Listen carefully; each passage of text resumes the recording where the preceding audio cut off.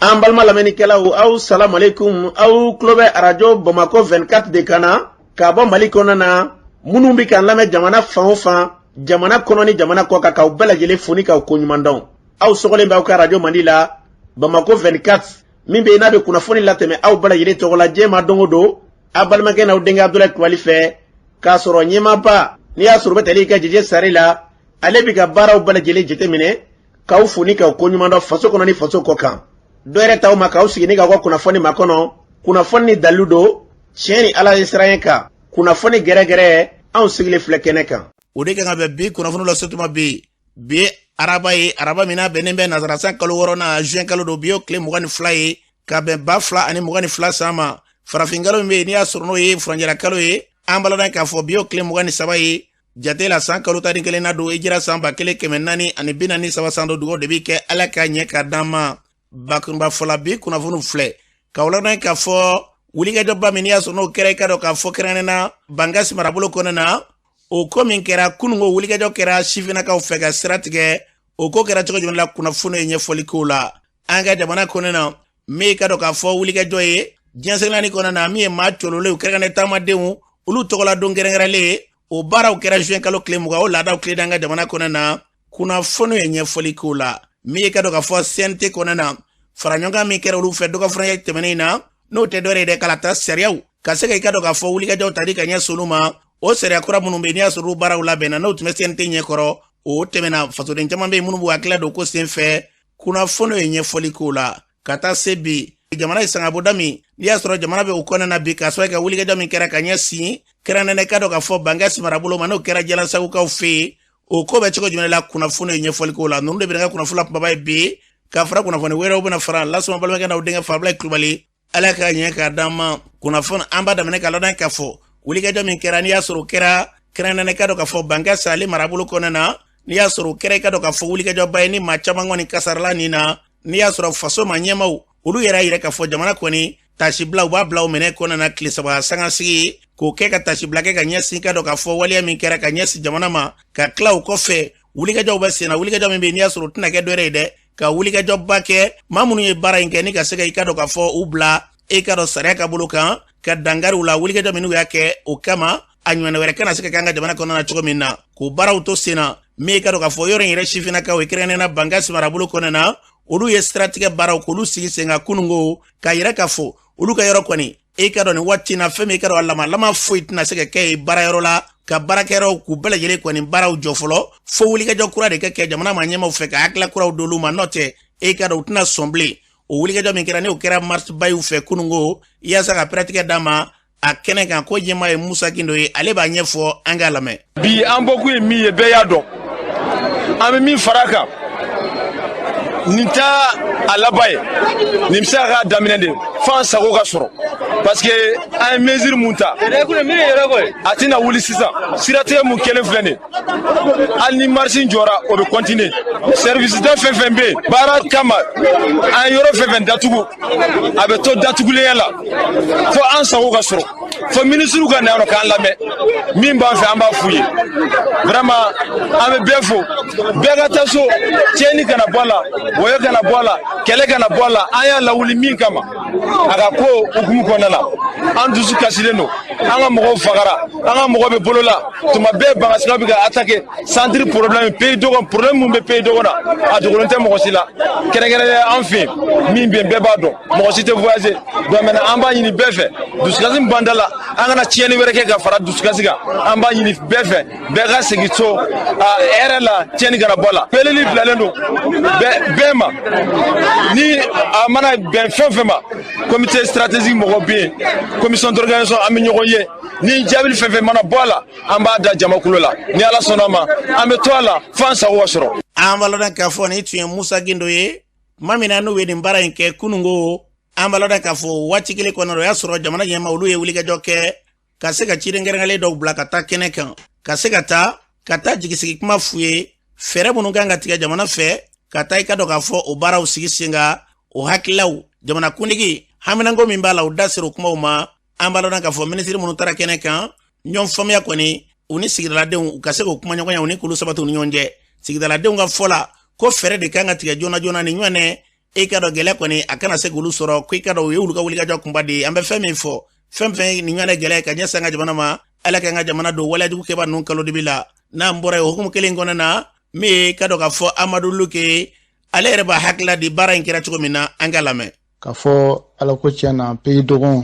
ni kente fly kele ngona o kera ba ambe do do bamagato e ambe ala dele ala ko la rason sumawi ya rabbi ala ku kaburu noro bamachu bina anka u jera ka dugu sabade attaque alo dugu nunu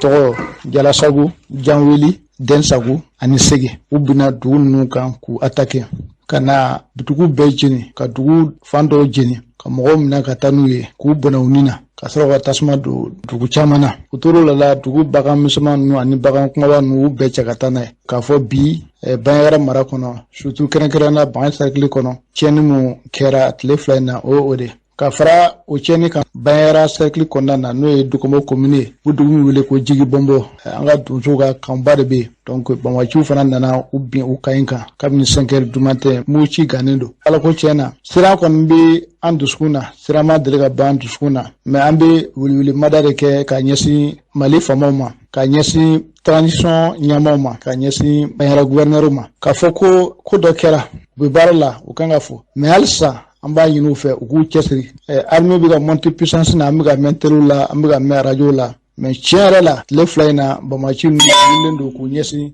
bayara ma ku nyesi centre ma donc ambe wili madare ke mo ni bisaga ndeme ayan deme pour que ni baski ga nati anga jamana kono ambalo dan ka foni ti Amadou Luke kanye kasaka gelata kanye simo ma fasore do wakla di bara mi mboraka ke anga fasore do wakla la meni kwenka mo kemeni ko population civile ku bono nyina vraiment c'est regrettable malien anga do dakelen anga boda kelen fe au même moment amenyo sama sama na loi électorale no fe bon ko na fora ko be manchu beta bi dugudo ka mo bono nyina ni jugula autorité ka donc foko bibina sécurité priorité di anya jatemna chaque fois que Bamako ya mangambe Bamako nyongo sama be Bamako wati de terrorisme be ni bamancha wala ni taka nyasi jamana deuma ni koyi ni ya taka jetimine a nye a chamache fako dorete iba idron fanga di majwa joro la bana arme ku nga bara mike amu bara dike a farko akor luko di pewnu mike kadno kera ni zoning konana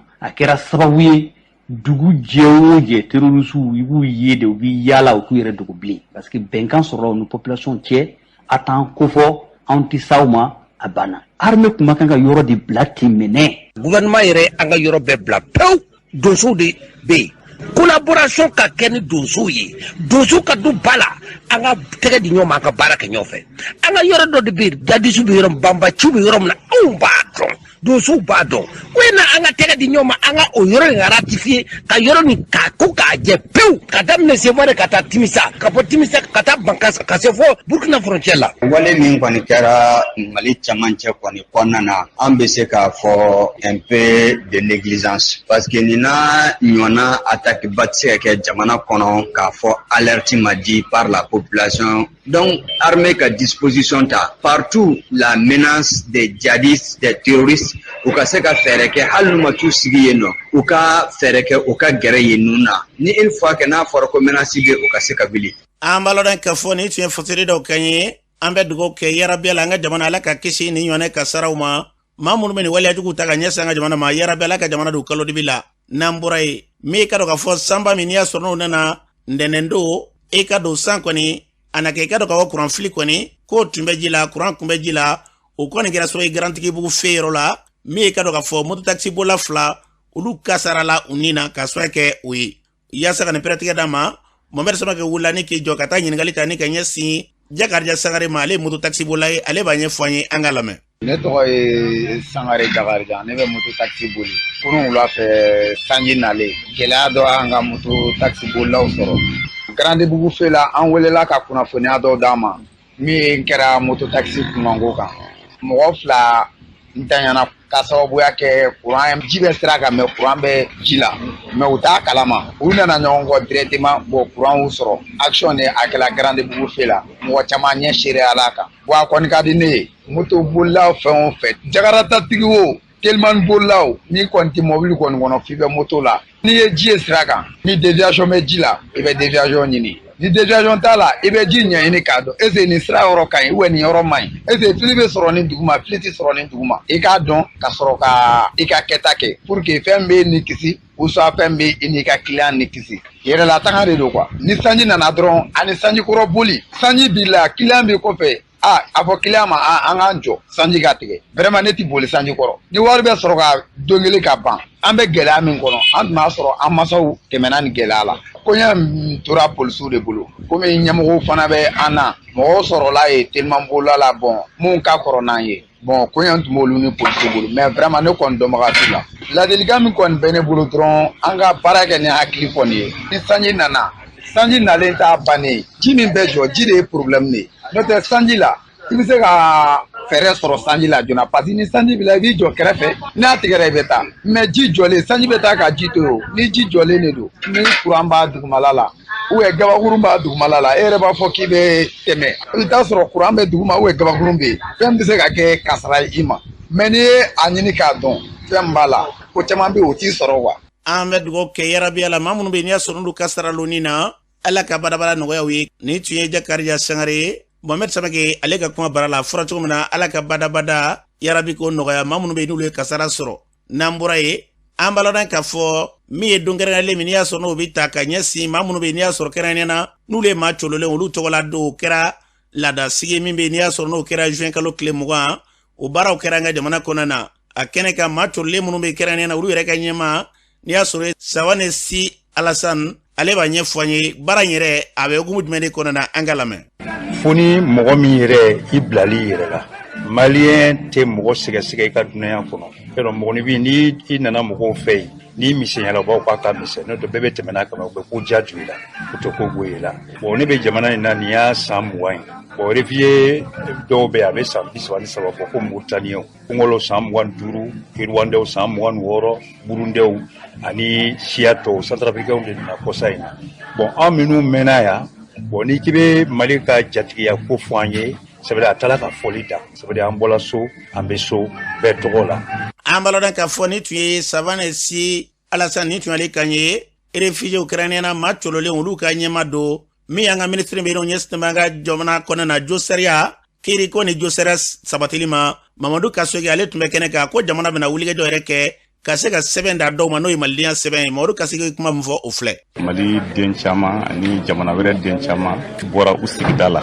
ani ka jamanaw kɔnɔ ka taa yɔrɔ wɛrɛ ka sababu kɛ kɛlɛ ani degun caman ye donc a yiralen don k'a fɔ o mɔgɔ ninnu an man ka kɛ u bolo kɔfɛ fɛn ye donc an kan ka fɛrɛ bɛɛ kɛ pour que u taara sigi yɔrɔ min na u ka se ka kɛ yen den dɔw ye donc Mali fana ye engagement ta scène internationale kan ani a ka sariyaw kɔnɔ k'a yira k'a fɔ a tɛ sɔn maa si ka kɛ faso t'i bolo sigiyɔrɔ t'i bolo donc Mali tɛ sɔn o ma donc o sababu la an y'a ɲini ka nationalité d'u ma parce que u sigira an ka yɔrɔ la donc u y'an ka danbew ni an ka valeurs bɛɛ épouser donc vraiment u kɛra an dɔw ye u ka baara kɛ u ka cɛsiri u ka kɛ an dɔw ye donc u ka jamana sariya bato donc sigi ka ja ani ɲɔgɔn cɛ. an balɔdan k'a fɔ ni tun ye Mamadu Kasoge kan ye kiiriko ministre o ministre do a fɔra cogo min na an bɛ dugawu kɛ min ye jatigɛ ye ni jamana dɔ ni mɛn n'o ye wulikajɔ min ye o hakilila ye ni ka se k'o don bala a fɔra cogo min na ala k'a bila o minɛ kɔnɔ n'an bɔra ye an balɔdan k'a fɔ an ka cakɛda min b'an ka jamana kɔnɔ na n'i y'a sɔrɔ Mali kɔnɔ n'olu ka baara ɲɛsinnen dɔ wɛrɛ ma dɛ ka se ka sɔrɔ jamana ka fɛɛrɛ balilen tigɛ ka se ka basigi ani lafiya ka se ka mara yɛrɛ ka se ka mara kɛcogo ɲuman k'o sabati o cakɛda olu ye fara ɲɔgɔn kɛ dɔ furancɛ fila bɔɲɔngo n'i y'a sɔrɔ o lajɛra min n'i y'a sɔrɔ n'o kɛra a kunjɛlen kɔfɛ a ɲɛma Yakuba Katile baara in kɛra kɛcogo jumɛn de la a b'a da to a la an ka lamɛn. an bɛ san dama bɔ an bɛ insécurité ko la n'i ye fɛn fɛn fɔ ni insécurité bɛ n'o mɛ bɔ yen foyi tɛ se ka sira sɔrɔ an bɛ se k'a fɔ hakili hami fɔlɔ y'o ye mais o bɔlen kɔfɛ projet de développement ko minnu bɛ yen ani maliyɛn minnu dɔw bɛ kɔ kan ni ŋaniya b'u ma u kɛ u fana u seko kɛ jamana dilanli la jamana kɛ ɲɛtaa ko la ni hakililaw b'u ma u y'o hakililaw jira an na an fana k'o ɲɛsin ɲɛmɔgɔw ma a kɛra k'a daminɛ a ye min bɛɛ bɛ min kalama san o san waati dɔ bɛ se kuran tigɛ bɛ kɛ bɛɛ lajɛlen bɛ kolo mɔgɔw bɛ yen nɔ bi minnu bɛ jamana kɔ k'a ka d'u ye ni nɔgɔya kɛr'u ye u bɛ se ka wuli k'u jɔ o fanfɛla la kɛ baara kɛ min bɛ se k'a tɔ kuranko o bɛ se ka ɲɛnabɔ cogo minnu na mɛ o bɔlen kɔfɛ a la min ye saniyako ye u bɛ se k'u sɛgɛn k'o kɔnɔ fana na ka taa fara vraiment investissement wɛrɛw kan mais ni insécurité ko bɛ kɛ sababu ye k'o fɛnw bɛɛ lajɛlen tunkuru donc laɲini juba ye komi ye min fɔ la bɛɛ hakili b'o insécurité ko la u bɛ dugawu kɛ u bɛ dɛmɛ kɛ fana ni k'a ɲɛsin jamana ma min bɛ se ka to insécurité ko in o bɛ se ka ban cogo min yalasa min y'an kɛ jamana kɛ ɲɛtaa ye développement ko ye o bɛ se ka sira sɔrɔ donc laɲini girimanba ye o yɔrɔ fanfɛla ye baara kɔnɔna na depuis an taali région kɔnɔna na Mali kɔnɔ ka dabila district yɛrɛ kɔnɔna na n'o ye commune ye fo ka taa dabila jamana kɔ kan farafinna ani États-Unis maliyɛnw fɛn fɛn bɛ yen u ye a minɛ ne sɔbɛ ye u y'a minɛ k'a fɔ kɛ ko don fɛn fɛn b'u kɛ kan kɛ fɔ u ka hakililaw ni u kɛ laɲini ye fɛn minnu ye kuma kɛra a kan kosɛbɛ o tɔ laban komi y'o de fɔ o de ye yan ye an bɛ se ka min fɔ laɲiniw fɛ an kɛ seko ye min an kɔni b'o kɛ. an balɔrɔ ka fɔ ni tun Yakuba ka tile kan ye u y'a fɔ cogo min na wulikajɔ min bɛ yen n'i y'a sɔn n'o kɛr'u fɛ n'i y'a bɛɛ lajɛlen fara ɲɔgɔn kan ka se ka basi in lafiya k'o ko fɔ jamana kɔnɔ na wulikajɔ minnu bɛ sen na ka ɲɛfɔli kɛ olu ko kunkan o y'a kunba de an bɛ dugawu kɛ Ala ka an ka jamana bila minɛ kɔnɔ n'an bɔra yen an balɔrɔ ka fɔ CNT k'a dɔn k'a fɔ sarakisɛw olu bɛ ta yɔrɔ min na wulikajɔba kɛra dɔ fana ye tɛmɛnen na an balɔrɔ k'a fɔ gouvernement n'i y'a sɔrɔ o ye faso yɛrɛ gouvernement ye olu tun ye ka dɔn k'a fɔ hakilila dɔw ta kalafili sariya kuraw olu lakilenni kama u taara CNT la yɛlɛma dɔw donna na yɛlɛma caman e ka dɔn dɔw tora u nɔ na dɔw bɛ yɛlɛma donna olu la o kuma kɔni bɛɛ bɛ k'i ta fɔ min ka dɔn k'a fɔ CNT yɛrɛ kɔnɔ na secrétaire bɛ yen n'i y'a sɔrɔ bɛ ka dɔn k'a fɔ groupe parlementaire o kunna o secrétaire n'i y'a sɔrɔ bɛ tali ka Sori Kaba Jakite baara in kɛra cogo jumɛn de la an ka lamɛn. N'i y'a jate minɛ degun o degun ye jamana in sɔrɔ ni san damadɔ tɛmɛnen a bɛɛ bɔra kalata ko la a kun ka kan an k'an sigi k'an yɛrɛ ɲininka k'a lajɛ mun de ma ɲa o ka falen mun de kan ka fara kan min bɛ se k'a to an ye kɔlɔlɔ minnu sɔrɔ san 2020 na a tɛmɛnenw na an ka n'o ɲɔgɔnna sɔrɔ tuguni o baara de kɛra gouvernement y'o proposé CNT ka rôle ye k'a lajɛ min proposera ale ye a ka ɲi wa a man ɲi wa an ka farankan kan ka kɛ mun ye an y'o baaraw de kɛ ka gouvernement ka baara dafa min bɛ se k'a to an bɛ se ka kalata papier ɲuman sɔrɔ ka kalataw organiser hɛrɛ ni baden kɔnɔna la mankan kana bɔ a kɔ kɔlɔlɔ kana y'a la yɛlɛma minnu kɛra a kɔnɔ n'i y'a jate minɛ organe unique de gestion des élections i b'a dɔn san tɛmɛnenw na structure 3 ɲɔgɔnna de kun da bɛ don kalata ni fɛnw na sisan a bɛna kɛ structure 1 ye min bɛ se k'a to mɔgɔ o mɔgɔ n'o o ye kalata dɔnbaga ŋana ye olu ka se ka ye a ko kɔnɔna la parce que n'i y'a jate minɛ mɔgɔ dɔw bɛna ta u ka dɔnniya dɔrɔn ma a fɔ ma appel à candidature mɔgɔ minnu bɛna y'a kɔnɔ mɔgɔ minnu bɛ kalata dɔn mais a tɛna kɛ bɔnfurula ko ye maliyɛn bɛɛ de bɛna bɔ a kalama o de y'a to a fɔra ko k'a ko kɛ appel à candidature min bɛ se k'a to an bɛ se ka nafa sɔrɔ u ka baara kelenw na u kana se ka pression sɔrɔ n'i y'a jate minɛ gafe yɛrɛ kɔnɔna la a fɔra k'u tɛ relever mɔgɔ si la ça veut dire qu'ils sont indépendants donc une structure indépendante espérons que an y'a ɲini laɲini kama a ka ko ye pour que Mali bɛ se ka bɔ ni kɔlɔlɔ min a tara cogo min na n'a waleyara ten ne dalen b'a la k'a fɔ an bɛɛ b'a nafa sɔrɔ. Sori Kaba Jakite ni tun y'ale kan ye CNT kɔnɔna hali bi min ka dɔn k'a fɔ jilelakaw furumuso n'i y'a sɔrɔ u bɛ tali kɛ Abibatu Naɲuma Tarawele ale ko sariyakisɛ ninnu minnu tɛmɛna k'a diyara ale ye ko musolakaw ka hakɛw sɔrɔla kɔnɔna na an ka lamɛn. An musow ka hakɛ taara ba la sabula ka d'a kan i b'a ye k'a fɔ hali amendement kɔnɔna na la loi 052 du 18 décembre 2015 a sariya in b'a fɔ k'a fɔ ko muso mana caya cogo cogo a man ka tɛmɛ 100 a man ka tɛmɛ 70 kan wa ni cɛw fana cayara 100 a man ka tɛmɛ 70 kan jɔyɔrɔ ɲini na. An balɔrɔ k'a fɔ ni tun ye madame Dila ye Abibatu Naɲuma Tarawele CNT kɔnɔna la min ye parti politique dɔw la kɛrɛnkɛrɛnnenya dɔw y'u hakilila de parti yɛlɛma n'i y'a sɔrɔ olu ka kuma lase la kɛrɛnkɛrɛnnenya n'i y'a sɔrɔ bɛ tali kɛ Amidu Dunbiyala ale bɛ hakilila de ko in kan ale ko ko in kɛra ko ɲuman ye an ka lamɛn. Conseil national de la transition m'aw fo u ye baara min kɛ parce que u ye anw parti politique jate u y'an kumakanw lamɛn hali n'a sɔrɔ an ka hakilina bɛɛ ma ta mais u kɔni u y'an bonya u ye caman ta en charge donc loi électorale min kɔni tɛmɛna je pense que a bɛ n'a fɔ loi électorale kura yɛrɛ de sɛbɛnna parce que min bɔra gouvernement yɔrɔ min faral'o la ka ca ni 90 ye o b'a yira k'a fɔ CNT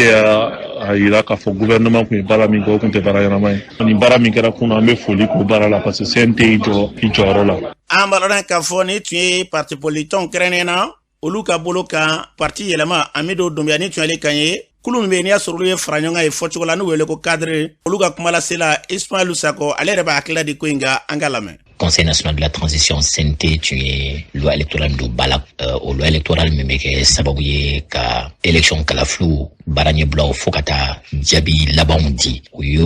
organe dɔ sigi ko autorité indépendante de gestion des élections ni Sogɛl Kokala Mayiga Mali premier ministre n'a tun y'o bila ka taa CNT la o kɔnɔna la ni ale ka proposition na mɔgɔ 7 de tun kan ka kɛ commission kɔnɔ ko baaraw kɛ o mɔgɔ 7 la ale tun ye mɔgɔ 3 da yɛrɛ ma CNT ka baaraw kɔnɔ u ye baara ɲuman min kɛ u ye amendement caman kɛ o loi in na u ye fɛn caman bɔ a la u ye fɛn caman yɛlɛma u ye minnu yɛlɛma kɔnɔ u y'a yira k'a fɔ ko commission ye organe indépendant de gestion des élections kan ka kɛ mɔgɔ 15 ye mɔgɔ 15 ye kelen de di premier ministre ma o b'a yira k'a fɔ premier ministre tun ye ko kɛ ka bɛn a yɛrɛ ma o ye lagosi ye premier ministre ma an bɛ min fɔ jamanadenw ye loi électorale min CNT a voté an bolo loi in ma kɛ bɛn ni kɛlɛya kɔnɔ parce que acteurs politiques ma associé a la yanni a ka se CNT ma CNT ye mɔgɔ lamɛn proposition min an tun y'a fɔ c'est que u ka loi in retiré alors an bɛ yɔrɔ min kɔnɔ bi loi in bɛ président Assimi de bolo Assimi Goïta an b'a ɲini Assimi Goïta fɛ a ka se ka kɔ a ka ɲini consensus bɛn kɛlɛya o ka sinsin acteurs politiques cɛ yanni a ka promulguer min tun ka d'an ye Mokhtar Wane tile la a tun ye loi min ta ni seni de tun donna ba la ni seni ka baara de tun kan ka ni barika tun kan ka don la ale ni administration territoriale tun bɛ baara kɛ ɲɔgɔn fɛ ni o loi min Mokhtar Wane y'a bila ka taa CNT la o wagati la wa bɛn ni kɛlɛya tun sɔrɔla o la acteurs politiques bɛɛ IM5 o min tɛ M5 kɔnɔ o min tun tɛ cadre kɔnɔ o fanga kɔrɔ mɔgɔw fanga kura mɔgɔw bɛɛ tun sɔnna o sariya ma an bolo baara kan ka kɛ o sariya de hukumu kɔnɔna la an ka segin an kɔ an ka baara kɛ n'o ye o tɛmɛnen kɔ an bɛ foli lase jamanadenw ma bɛɛ ni kɛlɛ ala k'u sinsin ala ka jamana kisi ala ka jamana kuma bɔ an b'a lɔn k'a fɔ ni cɛ Ismaël Sako ni tun y'ale kan ye parti politique kɔfɛ min ye duguden dɔw ye kɛrɛnkɛrɛnnenya jamana kɔnɔ na maa dɔw b'u hakili di an ka dɔw lamɛn an ka kalafiliko minnu ni an ka bancɔrɔ fanga dibitew ye a tɛgɛnɔ bila o don k'a bila sen kan ne ɲininka ne yɛrɛ kelen hakilila la tɛ a waati ye fɔlɔ a kuma tɛ nin n'an kun y'an ka sariya sunba min bɛ sen kan sisan n'o ye constitution min bɛ yen n'o kan ka falen ni an kun y'o falen tuma min na o la an bɛ se ka loi électorale adopteli kɛ nka madama ni an ma sariya sunba falen ni an y'an sinsin loi électorale kan ni sariya sunba kɔrɔ in ni sariya sun kura nana n'o ye constitution kura ye o bɛ se ka kɛ sababu ye ka gɛlɛya fana don ni kalafili minɛn kura in na minɛn kura min dun fana bilara sen kan n'o ye organi de gestion n'o ye mɔgɔw ka se ka a labɛn fankelen fɛ o fana bɛna kɛ gɛlɛya dɔ ye a ko la u tɛ ɲɔgɔn ta cogo si la sariya kura minnu taara élection ko la o kuma de bɛ sen na fan bɛɛ la yɛlɛ fɛ sisan nɔ ne kɔni hakili la sariya ni fɛn caman b'a kɔnɔ minnu ka ɲi ani fɛn caman wɛrɛ fana b'a kɔnɔ minnu man ɲi minnu kɔni ɲin'a kɔnɔ na ne hakili la o ye ka yɔrɔ caman di musow ma ani f'o ma ko instauration du mode de scrutin proportionnel o bɛna permettre parti minoritaire ninnu minnu ma ca olu fana ka jɔyɔrɔ caman sɔrɔ ani il faut ma ko la prise en compte des manières de l'extérieur kɔni b'a dɔn ça c'est normal manière de l'extérieur olu ka vote ko ani u ka nin yɔrɔ dɔ di élection ko na fo fana ka kɛ donc n'u ye fana ka campagne dépense ka olu limité plafonné o fana ɲɛna kojugu vraiment mais min ma diya ne yɛrɛ ye o ye vote électronique ko in donc m'a dɔn jamana kɔnɔ réseau ti fan bɛɛ da yɛlɛ donc n'a bɔra terrain vide ninnu la donc o fa bɔ a la nafa foyi t'o la ani fɛn wɛrɛ bɛ yen nɔ min ma diya ne ye o autorité indépendante de gestion des élections n'a fɔra ko premier ministre ye mɔgɔ 9 choisi ani CNT ɲɛmɔgɔ mɔgɔ 3 donc o bɛ sɔn ka na ni mankan ni élection banna mɔgɔw bɛ sɔn b'a fɔ k'u ma sɔn donc mankan min wuli donc fo yɔrɔ in fa revoir o choix in ka k'o fana ka kɛ bɛɛ n'i ka dogo la fana. Bon loi électorale min votera ne kɔni bolo mankan y'a ko la samasamali bɛ CNT ni gouvernement mɔgɔw cɛ o dɔrɔn de bɛ mɔgɔw lasira nin ko in na ni mankan b'u cɛ u ka mankan in bila kɛrɛfɛ donc u ka se ka baara in kɛ ka ɲɛ pour que vraiment jamana bɛ se ka bɔ nin crise in na cogo min na. Ne bolo an ka sariya sen kura min taara walasa k'an ka kalafiliw ɲɛnabɔ CNT ni gouvernement ni ɲɔgɔn cɛ ko ɲumanba don hali n'a y'a sɔrɔ bɛɛ ma kɛ ko dɔw kan mais ne kɔni bolo CNT sariya min ta o sariya ka ɲi. An b'a lɔn k'a fɔ ni tun ye fasoden dɔw kan ye a fɔra cogo min na min da ka di Mali la ala k'an bila o sira kan n'an bɔra ye Welesebugukaw fɛ yen olu ka DCAP kɛrɛnkɛrɛnnen na n'i y'a sɔrɔ musolaka min bɛ yen n'ale ka baara ɲɛsinnen bɛ kalanko yɛrɛ ɲɛtakun o lasabatili ma a y'a yira k'a fɔ bi na gɛlɛya kɔni tiɲɛna la ka kan o i ka dɔn u b'u ka ani u b'a fɛ mun de ka kɛ min ye ka dɔn k'a fɔ ɲɔgɔn da min n'o ye DEF ye o baaraw bɛ gɛrɛngɛrɛ la ka na sɔn'o cɛ mun ni mun de kan ka k'u fɛ yaasa k'o pɛrɛtigɛ d'a ma Madame Bagayogo Aïda Kanté ale yɛrɛ b'a ɲɛfɔ an ye an ka lamɛn. Ne tɔgɔ ye madame Bagayoko Aïda Kante. Ala ye Welesebugu DCAP kalifa ne na nin wagati in kɔnɔna na. Welesebugu yɛrɛ ye komini 6 de ye. O komini 6 o ye Ɲagadina, Kuruba, Faraba, Cakadugu, Jalakɔrɔ, Sanankɔrɔ Jitumu ani Welesebugu yɛrɛ. O komini 6 o min bɛ Welesebugu kɔnɔ, éducation physique bɛ kɛ centre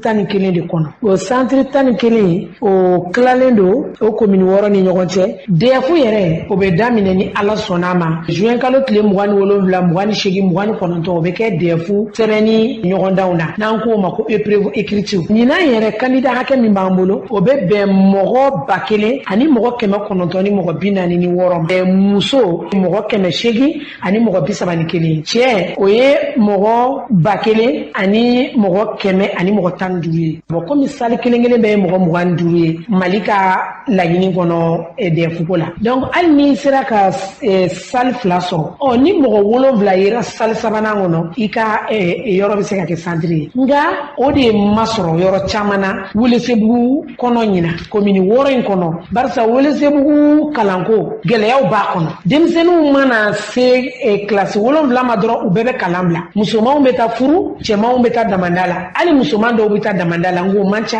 Donc second cycle la mɔgɔ t'an bolo. Classe dɔw kɔnɔ i bɛ taa sɔrɔ mɔgɔ 5, classe dɔw kɔnɔ mɔgɔ 4. N'i y'a mɛn ko den ka di a nafa ko don. Den tɛ se ka nafa don masa la ni a ma dɔ dɔn adamadenya taabolo la ani n'a ma dɔ dɔn dɔnniya bakurunba la ni o ye instruction ye. Éducation dun ni instruction 2 bɛɛ bɛ kalanso de kɔnɔ ko denmansaw ka muɲu u k'a to denmisɛnninw u ka dɔnniya dɔ sɔrɔ yanni u k'u bolo bɔ ka tugu bila nafolo ɲini na. N'i ye kalan sɔrɔ a ka ca Ala fɛ i mana nafolo ɲini sira min daminɛ o kɔnɔ i bɛ nɔbɔ o la fo ka taga se i ka saya ma. Ni mɔgɔ kɔni n'i kalanna ka tɛmɛ classe 9 kan i mana baara o baara daminɛ o kɔfɛ a ka ca Ala bolo i bɛ se ka nɔbɔ o baara la. Ko n b'a ɲini denmansaw fɛ u ka u muɲu ka denmisɛnninw to u ka tɛmɛ classe 9 na yaasa u ka se ka ɲɛdɔn n'u bɛ fɛ ka baara min kɛ diɲɛ kɔnɔ u ka o ɲɛdɔn u k'o ɲɛ sɔrɔ. N b'a ɲini denmisɛnninw yɛrɛ fana fɛ u k'u cɛsiri u kana salaya.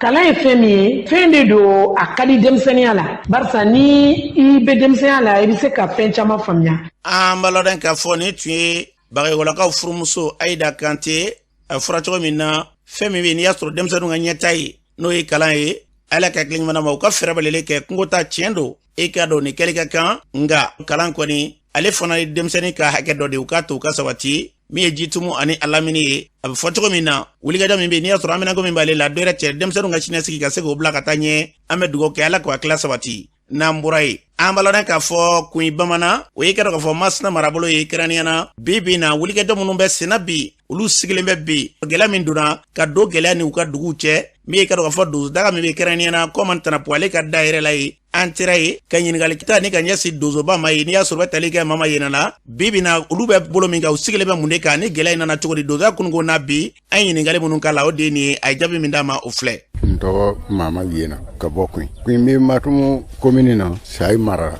Masina y'an ka cercle donsoya bɛ matarafa yan kosɛbɛ donsoya gale kungota de don. An balo hun bɛ bɔra sogo donsoya jɔna anw fɛ o de la danfara min donna na sisan o ye gɛlɛya min nana an kan sisan an ka laɲini tɛ k'an yɛrɛ ɲini wajibi fo i ka yɛrɛ lakana o de b'an fɛ yan n'o tɛ gale donsoya in de kun ka di anw kun bɛ sogo de fa kana di somɔgɔw ma yan ne yɛrɛ ye sogo dama min fa a ka ca nka bi donsoya n'an m'an yɛrɛ ɲini yɛrɛ a tɛ ɲɛ. Donso minnu bɛ fɔlɔ ani bi olu bɛ se ka baara kɛ hakilila kelenw kan wa? A bɛ baara kɛ masi gale donso ani bi ta a tɛ sira kelen fɛ o. Gale ni i y'a ye donso kɔni bɛ maa fa bɛɛ o ye fona ye. N'o tɛ donso t'i lawuli kama kɛ ka maa fa. N'i y'a kelen mɛn yan e bɛ bɔ donso yɛrɛ k'a sɔrɔ i ma a fila mɛn ka bi donsoya wajibi do e bi do anare wajibi parce yɛrɛ kana do ni lakana kɔni sera a ka yɔrɔ la wajibi a bɛɛ bi lakana ɲini nka hali bi an b'o kalan ni kungota in ye sogo gale ali yan sogo kun tɛ feere ni den donna donsoya la bɛɛ bi duga do a ɲɛ n'a ye sogo fa bɛɛ de b'a dun nka bi an bi yɛrɛ lakana de la kungo yɛrɛ tɛ se ka taa dun parce que ni faratira i taara kungo kɔnɔ maajugu de b'i fa k'a fɔ dɛmɛ de bɛ yen ka di donsow ma o ma se yan fɔlɔ anw de bi an yɛrɛ lakanaya ni marifa ye donsow bolo yan o y'a san kelen o y'a sɔrɔ mugu dara n'o tɛ maa si ma anw dɛmɛ yan anw ma dɛmɛ baasi sɔrɔ o la k'a fɔ maa de bana anw dɛmɛ marifa kora walama wari kora yan an yɛrɛw de b'a dɔw ko fɔla ko donsoya yɛrɛ nane de ye gɛlɛya se jamana ma donsoya kɔni ka gɛlɛya se jamana ma o tɛ tiɲɛ ye o ye biri ye maa min bɛ taa sogo de fa kungo kɔnɔ o bɛ se ka kɛ gɛlɛya wa donsoya kɔni ka gɛlɛya anw bolo yan o ye tiɲɛnikɛlaw minnu nana don an cɛra sisan de o de ye donsoya gɛlɛya hali donsoya yɛrɛ maa bɛ se ka taa yaala a ka gɛlɛn an bɛ dugu de lakana i bɛ don donsoya la i bɛ se ka dugu de lakana i tɛ sogo fa dɛ i bɛ sigi ka dugu de lakana tiɲɛnikɛlaw kana don an kan o de y'an ka donsow ye sisan n'o tɛ kungo ta kɔni o ɲuman tɛ sɔrɔ tungo ye mun y'a bɔ sogo fa la ka ko ye tiɲɛnikɛlaw de y'a bɔ sogo fara ka na don an kan dɔw ko jamana gɛlɛya tɛ foyi ye ko bi lakana minnu bɛ donso kunda ko de bɛ ka jamana in gɛlɛya o ye kalo kuma de ye basi anw bɛ taa yɔrɔ o an b'an kɛ yɔrɔ in lakana an bɛ yan ne a sera anw ma yan ne a nana anw sɔrɔ yan ne anw yɛrɛ bɛ yan ne an b'an kɛ dugu de lakana o bɛ se ka taa jamana gɛlɛya wa an b'a fɛ gɛlɛya in ne ka bɔ an kan n'o tɛ anw tɛ se ka jamana gɛlɛya wa an tɛ taa yɔrɔ la an b'an kɛ yɔrɔ in ne la an ma taa yɔrɔ si la sanko jamana in ka basigi mun de kan ka kɛ n'o sera ka kɛ an ni faamaw ka an tɛgɛ don ɲɔgɔn ma ka nin gɛlɛya in kɛ se ka ban o de ka di an ye kɔni ni faamaw sera k'an dɛmɛ parce que foro dɔw bɛ yen o tɛ se ka ci kɛ yɛrɛ ni ma ci kɛ i tɛ se ka balo ni faamaw sera ka nin marifa in bila o de ka di an ye ka tɛmɛ nin na marifa min b'an bolo lahasiw don anw bɛ wasan sogo de kama an ma san maa kama nka wajibi i b'a ta ka i yɛrɛ lakana an b'i ka kunnafoni lamɛn don o don ne arajo kɔni n'a sera kɔni an bɛɛ bɛ taa sigi de k'an kɛ kibaruya fɔ jamanaw k'a dɔn parce que anw bɛ bolo kɔfɛ de a mana gɛlɛya cogo o cogo anw ka mankan si tɛ se yɔrɔ la nka i sera yan bi a diyara n ye kosɛbɛ i ni ce i ni baraji an b'i fo duguma bɛɛ b'i fo n'a arajo kɔni dabɔra an bɛ taa sigi a kɔrɔ de dugu bɛɛ i b'a fɔ i ye yan ka den ne ko cogo min e ko ka di an ye cogo min an b'i fo i ni ce i ni baraji an balona k'a fɔ ni tiɲɛ mama ye na kan ye u y'a fɔ cogo min na wulikajɔ minnu bɛ bi k'olu ma marifa ta foyi kama u faso maa kana se ka na dankari u la u ko faso la o ye marifa takun de an bɛ dugawu kɛ yarabiya la jamana in basigi na lafiya k'a bila lafiya minɛ kɔnɔ na ala ka kɛ ten n'an bɔra ye an balona k'a fɔ banbakaw fɛ yen o bɛɛ i ka dɔn k'a fɔ manankɔrɔ ale yɔrɔw la ka taa mali ni kɔnɔwari o danjɛma yɔrɔw la ko dugukoloko mankan dɔ kɛrɛnnen na min bɛ n'i y'a sɔrɔ bɛ i ka dɔn k'a fɔ dugukɔnɔma dɔ kɛrɛnna i ka dɔn k'a fɔ ni dugulamaw ni ɲɔgɔn cɛ n'i y'a sɔrɔ bɛ tali ka Sumayila Konate ale ko ale dugu min n'i y'a sɔrɔ b'a kɔnɔ na ko ale mɔgɔ bɔɲɛmakaw y'a dugutigiyaw kɛ nka o n'a ta bɛɛ k'u tilalen bɛ ka wulikajɔ ta olu ka dugukolo dɔ nɔfɛ ka taa gɛlɛ ta ka ɲɛ Sumala ye kuma min fɔ a b'an bolo nɛgɛ ka an ka yɛrɛ lamɛn. Ne tɔgɔ Sumayila Konate ne sigilen don Bama ne kɔrɔkɛ dɔ bɛ yen ale nana fɔ ma k'an ka taa ne ka foro tɔfɛla yiri tigɛ ka feere planche bɔlaw ma ne ko tiɲɛ la ne tɛ yiri ci la parce que yiri ciko kuma ka ca n ko n da la ne ma sɔn min kɛ a taara dugu côté wɛrɛ mɔgɔ dɔw kɔnɔ su k'olu k'a fɔ k'u kɔnna Bama sigida la an ɲa pour que ne ka yɔrɔ nin yiri ka sɔrɔ donc u taara ka taa yiri ni ci ne ma fɛn fɔ komi ne ma fɛn fɔ ko dɔ ye komi ne y'ale sɔsɔ ka ban donc u ka taa mɔgɔ ta ka taa bin ne ka foro yɔrɔ la u ka ne ka wuli ka bɔ n yɛrɛ ne ye yɔrɔ min tigɛ o ko tɛ ne ma yɔrɔ min tigɛ ne kana don a la tuguni Ablaye o ye ne sɛgɛn ne wulila ka taa dugutigi fɛ siɲɛ 14 dugutigi fɛ ka wuli ka taa Manakɔrɔ ACV fɛ n k'a ka Manakɔrɔ dugutigi wele a ye dugutigi wele siɲɛ 2 dugutigi ko ale bɛ kumana ka mɔgɔ fɛ o tɛ fɛn fɔ la donc an jolo la ne bɛ malo sɛnɛla yɔrɔ min na saro san dɛmɛla ne bɔrɔ 260 de bɔ na malo yɔrɔ na donc olu le wulila ka taa bin ne ka malo yɔrɔ na tuguni ka taa yɔrɔ labure ne le wulila sisan ka se Buguni ka taa si siyaratigiw fɛ k'a ɲɛf'u ɲɛna mɔgɔ dɔw bɛ bila n ka position mun na vraiment a ye n sɛgɛn ka tɛmɛ donc k'u wele ka kuma u fɛ Ablaye ne siɲɛ 19 filɛ Buguni nin ye an ni Buguni cɛ kilo 100 ni kilo 45 ne siɲɛ 19 filɛ nin ye kuma bɛ fanga bolo u ma se ka fɛn fɔ a la u bɛ yiri ci u bɛ wari ta ka taa ji ɲɛmɔgɔw ma ye ne tɛ ka kunnafoni foyi le dɔn nin ko ma ne sɛgɛlen don tiɲɛ yɛrɛ Ablaye ne bɛ yɔrɔ min na ne tɔrɔlen don ne bɛ sɔrɔ min kɛ mɔgɔ tɛ Bama yan n'i b'a sɔrɔ ko ne ka sɛnɛkɛyɔrɔ ka bɔsi na an kɔni ye ko ji fan ma u ma fɛn fɔ ɲɛna fɔlɔ kɔfɛ fan fɛ u nana ye jɔyɔrɔ tɛ k'a sɔrɔ u taara ka taa ko ji maire ma maire de nana ka na ko ni jɔ bɛɛ ɲagami ka don o na maire y'a fɔ ma Buguni ko an ka segin Bama ko n'an sera Bama ko ne k'a sɔrɔ Manakɔrɔ k'an ka taa sigi ka kuma an ni dugutigiw o kɛla araba ja a bɔla aramisa ka na Bama yan a nana ka na dugutigiw fara ɲɔgɔn kan ka taa papier jɔ labɛn a dugutigilakaw fɛ ka taa papier labɛn ka taa o ji zuzi ma k'u bɛn'a kan ko wayi ko ne bɛ yɔrɔ min na ne ye malo sɛnɛ yɔrɔ min na ko dugu foroba yɔrɔ lo or que Ablaye dugu foroba yɔrɔ tɛ an yɛrɛ fa ka sɛnɛkɛ yɔrɔ lo ne fa dɔgɔnin da dɔgɔnin o si bɛ san 82 o ɲinani ne fa o le wolola Bamaya ne tɛ dunan ye Bamaya ne mɔcɛ o ye Bama dugutigi fɔlɔ ye dugutigiya yɛrɛ muru mɔgɔ n'u ka carte la o yɛrɛ kɛla ne ɲɛna nin ye sisan ne dun si bɛ san 40 dɔɔnin o kɛla ne ɲɛna nin sisan ala a ma mɛn fɔlɔ yɛrɛ a tɛ san 20 mɔba donc n'a fɔ ko olu ka taa ne ka sɛnɛkɛyɔrɔ bɛɛ bɔsi ne filɛ yɔrɔ min na malo sɛnɛyɔrɔ min bɛ yen olu tɛna sɛnɛ ne tɛna sɛnɛ Ablaye ne faden n'u wulila tuguni ka taa o melege mɛri lo ne bɛ nɔgɔ sɔrɔ ne bɛ bɔrɔ 100 ta san o san n yɛrɛ kelen bɛ na foro la k'o dun mais san dɛmɛnen na ne ye nɔgɔ min sɔrɔ bɔrɔ 30 ani dɔɔnin o de gɛlɛyaba de bɛ n kan Ablaye mais n wulila ka taa nama kɛ fanga ye hali bi ko bɛ fanga bolo nin ye ne siɲɛ 19 filɛ Buguni nin hali bi Ablaye mɛnɛ ma bɔ sisi ma bɔ ne kɔni sigilen don Bamaya ne tɛ baara la sɛnɛkɛyɔrɔ tɛ yen donc ne bɛ malo sɛnɛ yɔrɔ min na o yɔrɔ bilalen filɛ olu tɛna sɛnɛ ne tɛna sɛnɛ fanga tɛna yamaruya ji k'a fɔ Sumala taa yɔrɔ sɛnɛ i ta don gɛlɛya bɛ yen an bɛ yɔrɔ min na ko ka jamana taa ɲɛfɛ ko sɛnɛ bɛ jamana taa ɲɛfɛ ne min ɲɛ donna kan ne fadenw nana wuli ka na nin ko kɛ tan ne wulila ka taa fanga fɛ yala fanga kan ka dɛmɛ pour que an ka se ka ɲɛ sɔrɔ nin ko la ne tɛ dunan ye ne sigilen don Bamaya n bɛ ɲisɔn sara n bɛ fɛn bɛɛ sara n bɛ taxi bɛɛ sara n yɛrɛ ye Bamaka yɛrɛ n tɛ dunan sigibaga ye dɛ ne yɛrɛ ye Bamaka yɛrɛ le an balodan k'a fɔ ne tun ye Sumala Kaɲɛ ye seereya dɔ bɛ yen kɛrɛnkɛrɛnnena min bɛ yen n'ale ka dɔn k'a fɔ Sumala ka sira ye a yɛrɛ b'a yɛrɛ ɲɛfɔ an ye. Ne tɔgɔ ye Ali Fangele Sangari Bamba. Ali Fangele Sangari o gɛlɛya jumɛn de bɛ bin Sumala ni mɔgɔw cɛ Bamba ye. Dugu mɔgɔ dɔ de wulila ka taa ben Sumala kan k'a ka maloforo labure ka malosi don a la Bamadenw bɛɛ jɛlen b'a kalama Sumala bɛ maloforo in sɛnɛ ɲina a bɛ san 20 bɔ ɲina 2003 ne kɔni bɔra Côte d'Ivoire ka na Bamaya ka na sɔrɔ Sumala bɛ yɔrɔ in na a bɛ malo sɛnɛ a la yɔrɔ in lɛ kɛnɛ a itari ka kan ka bɛn itari 8 ɲɔgɔnna de ma o taara malosi don a la ɲina k'a kɛ kabakoman bɛɛ ye ne yɛrɛ la ne ko tiɲɛna hali ala ye na ma deli ka ni ɲɔgɔnna ye dɔ bɛ foro sɛnɛ o bɛ taa san 20 na mankan ma wuli a la fosi ma ko la o kɛra bɛɛ ɲɛna san kelen dɔ la ten ka wuli ka taa o yɔrɔ laburu ka malosi don la k'o ye aw ta ye ka sɔrɔ a tigi ma sa a ma taa dugu wɛrɛ la ko n'a sɔrɔ ni Mali député y'a voté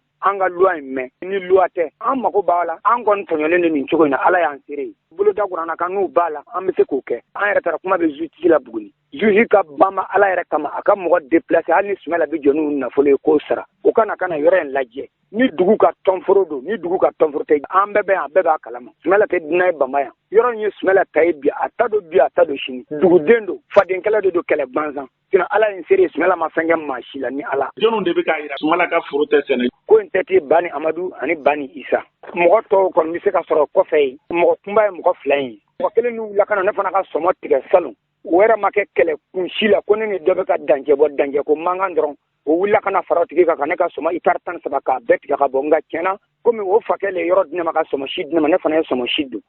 ne kɔni ne jɔn bɛ ala la k'o filɛ n'u ma kuma ne fɛ tuguni ne tɛna kuma fɛ n ka sɔmɔ tigɛ in na sisan Sumala ye ne wele ka taa itari 13 di ne ma a yɛrɛ ka sɔmɔ foro ko ne k'o ta o dimiya de kɔsɔn o wulila ka na Sumala ka maliforo labure wa ne t'a dɔn sinon Sumala ma fɛn kɛ maa si la ni ala an dɔ bɛɛ bɛ ɛmo sara an ma deli ka ni ɲɔgɔn ye duguden dɔ ka se ka wuli ka taa bɛn dɔ ka foro la kan ten k'o labure k'o ye ta ye ka tere de bɛ deli ka foro min sɛnɛ a bɛ san 20 bɔ nin ye kabako ye dɛ ala sago i sago mankan bɛ foro min nɔfɛ foro in yɛrɛ Sumala y'a sɔrɔ cogo di ne bɔra Côte d'Ivoire ka na sɔrɔ Sumala bɛ foro in sɛnɛ munna san 20 foro kelen kɔnɔna mɔgɔ wɛrɛ bɛna fɔ ko foro i ta ye mun de la o kɛra ayi an mago b'o de la ka mɔgɔ ninnu wele k'o ɲininka o k'o fɔ an diɲɛmɔgɔ k'o lamɛn ni Sumala ka foro min bɛ se ka kɛ olu ta ye cogo min na o k'o fɔ diɲɛmɔgɔ k'o lamɛn ne kɔni mago bɛ min na o ye ne ni Sumala t'a dɔn gɛlɛya bɛ fɛn fɛn nɔfɛ ni ala yɛrɛ cɛ ale de tun bɛ dugu bɛɛ ɲɛ fɔlɔ a ye san 4 kɛ dugu in na yan cɛ si t'a bɔ sɔrɔ la fana kɛra ye n'u tɛ an kɔni ma fɛn wɛrɛ ye walayi ma fɛn wɛrɛ ye an balodan k'a fɔ ne tun ye seereya dɔ kan ye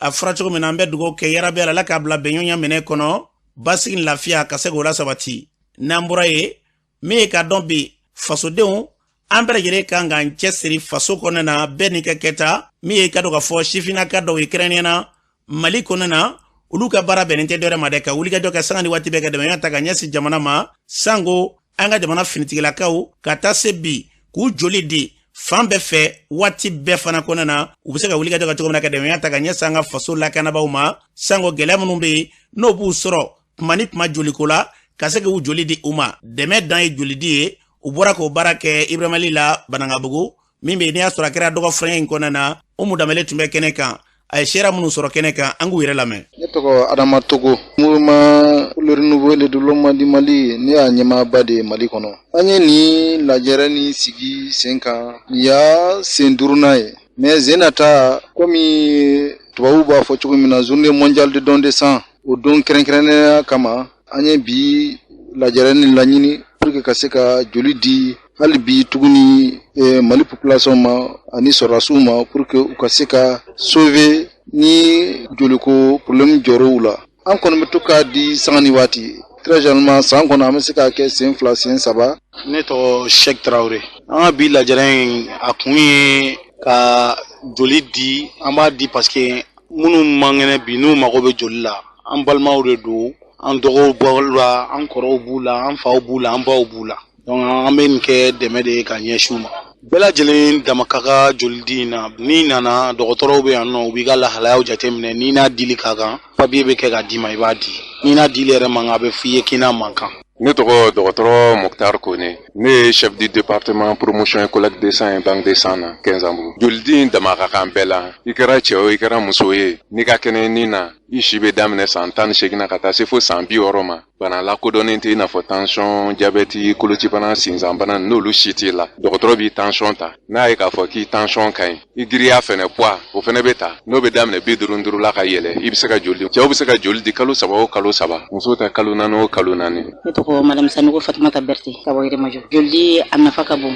parce que ne nana di koji min kama hali k'a dan an denw bɛ fɔrɔn na. An bɛ wolomuso ye denmisɛnninw bɛ fɔrɔn na u mago bɛ joli la. Kɛlɛ hukumu kɔnɔna na bɛɛ mago bɛ joli la. Ni carte dira i ma a bɛ se ka kɛ yɛrɛ e yɛrɛ mago bɛ jɔ a la, joli bɛ d'i ma facilement. O bɛɛ y'a nafa dɔ ye. N'i y'a dɔn n'i ye joli di fɛnɛ i bɛ se k'i ka santé yɛrɛ dɔn. Parce que résultat caman bɛ di i ma à travers ça i yɛrɛ b'a dɔn i ka kɛnɛya bɛ nin degré la quoi. O ye ne nakun fanba ye bi. Joli di c'est pas la fin ma a tɛ mɔgɔ faga a tɛ mɔgɔ foyi n'a ma min fara kɛnɛya kan a t'o bɔ i ka kɛnɛya la. An balɔnna k'a fɔ nin tun ye kɛrɛnkɛrɛnnena i ka dɔn k'a fɔ jɛkulu min bɛ yen n'i y'a sɔrɔ ka baara ɲɛsibɛ sanga ni waati bɛɛ ɲɛtaa ma u y'a fɔ cogo min na an bɛ dugawu kɛ nin n'a ɲɔgɔnnaw ka caya a dɔ bɛ dɔ la joliko gɛlɛya o bɛ ban an ka jamana kɔnɔ n'an bɔra yen an bɛ taa jamana kɔkan na Umu Danbɛlɛ mun b'e bolo. An karamɔgɔ an taga Guinée Bissau jamana kan farafinna tilebinyanfan kan tɔn n'o ye CEDEAO ye a tun y'a jira k'a fɔ février kalo tɛmɛnen na k'a bɛna sɔrɔlasi 661 ɲɔgɔn bila ka taga Guinée Bissau faaba la n'o ye Banjul ye walasa ka taa jamana in basigi. N'an bɔra an taga Ukraine